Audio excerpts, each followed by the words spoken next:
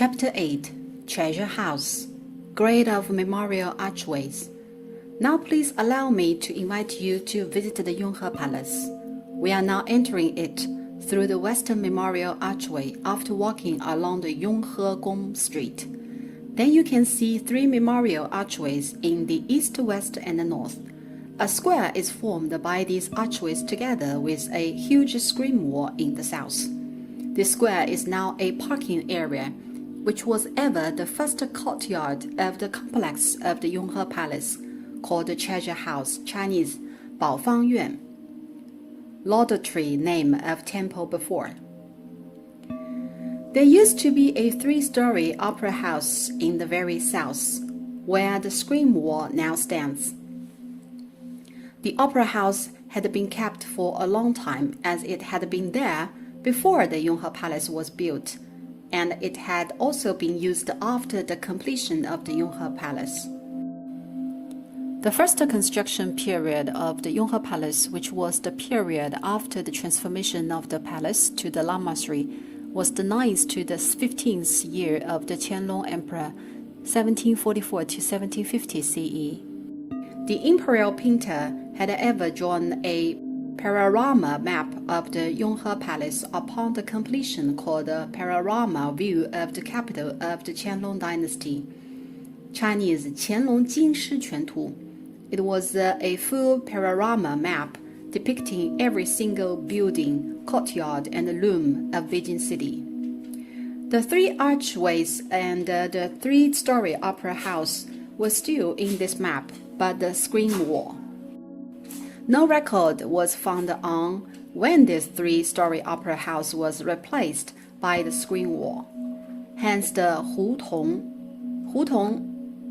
narrow alleys or lanes, right next to the wall of the Yonghe Palace was and is called the Opera House Hutong, Chinese 戏楼胡同, hence the name. There are three memorial archways distributed in the east, west, and north respectively inside the treasure house, but they are different in terms of architectural system. The architectural type of the east memorial archway is the same as the west one, and they hold a relatively low grade. The north memorial archway is of high grade. However, the statement low grade of the east and west ones is a relative definition, which is compared to the north one. Overall speaking, these three memorial archways are of super high grade compared with other buildings. How do we define the grade of the archways? There are three main factors. The first one is the form of the roof, putting aside the glazed tiles. The second one is the quantity of the roof. The third one is the decorative pattern of the archway. There are several layers of roof on the archways.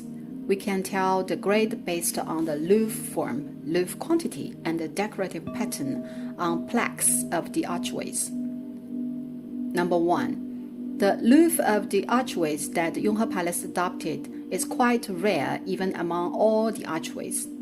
It requires knowledge of architecture and especially ancient architecture to taste.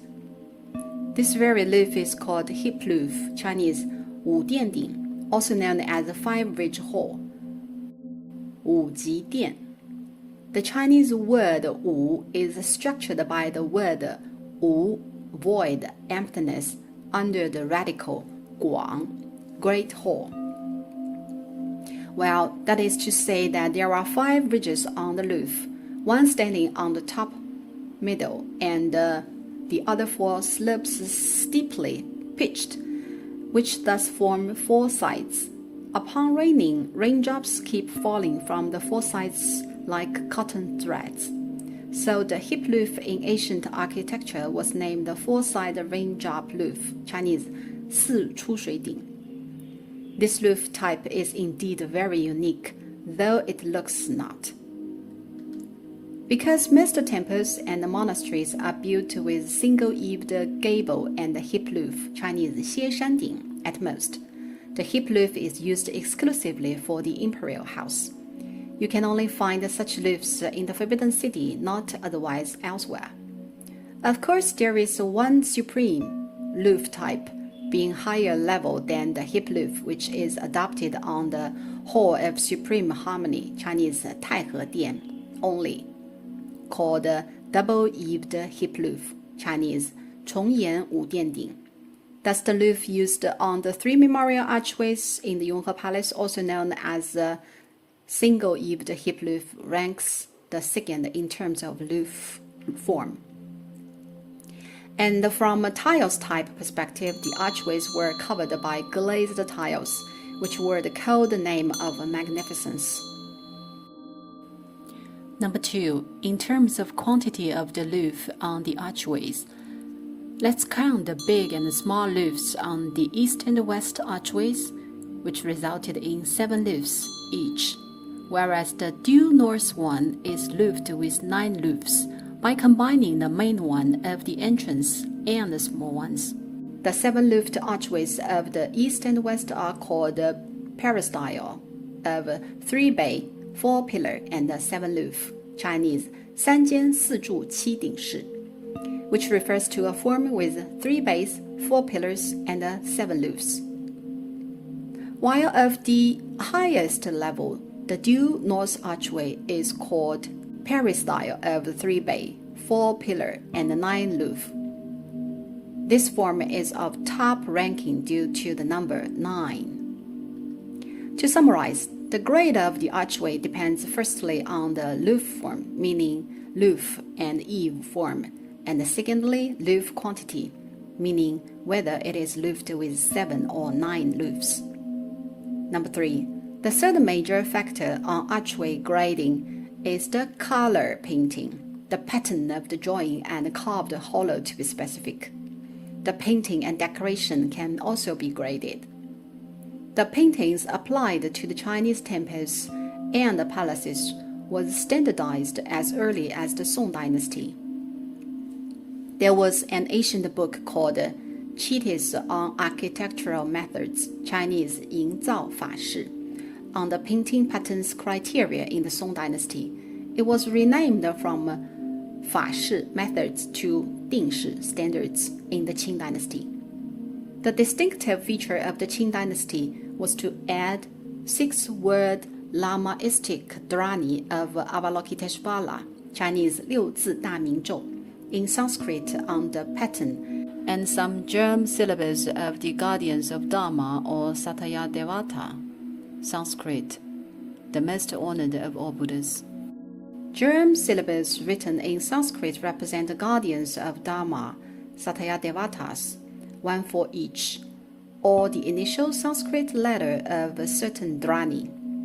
All of these decorative paintings are blooming on the memorial archways, stellar pavilions, and halls of the Yonghe Palace. It was named the customized painting and decoration with Dhrani, Chinese 定制式彩绘加咒语. According to the customized painting and decoration from architectural methods, 营造法式, there are 2 types of painting and decoration. One is called 和喜彩绘, pattern of dragons, which is the one we can see in the middle that was painted gorgeously in gold powder on top of the girder. The other one is called 玄子彩绘, pattern of bind weeds, also known as circle patterns of centipede. Concerning 和喜彩绘, pattern of dragons, we may tell the grade based on the pattern itself, which I will depict as follows from high to low. The highest grade of 和喜 on archways is called 双龙和喜, 2-dragon pattern.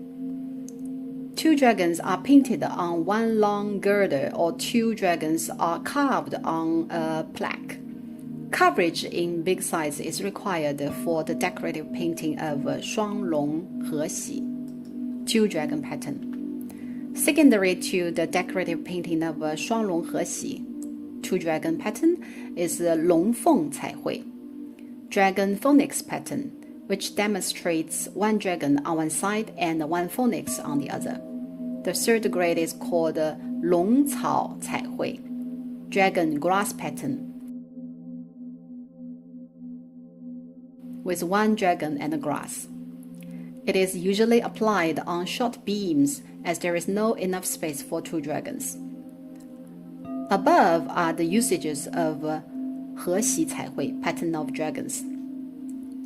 The counterparts of decorative paintings to 双龙和玺 and 龙草彩绘 are called 双凤和玺 two phonic pattern and 凤草和玺 phoenix grass pattern, which however are not commonly seen. 和玺 refers to the decorative paintings on the main architectural body in palaces, archways, and temples, but it still needs some side paintings, which are exactly the 玄子彩绘 pattern of bindweeds, also known as the circle pattern of a centipede, and it is used in temples in particular.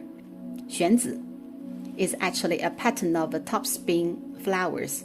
Why is it used in temples?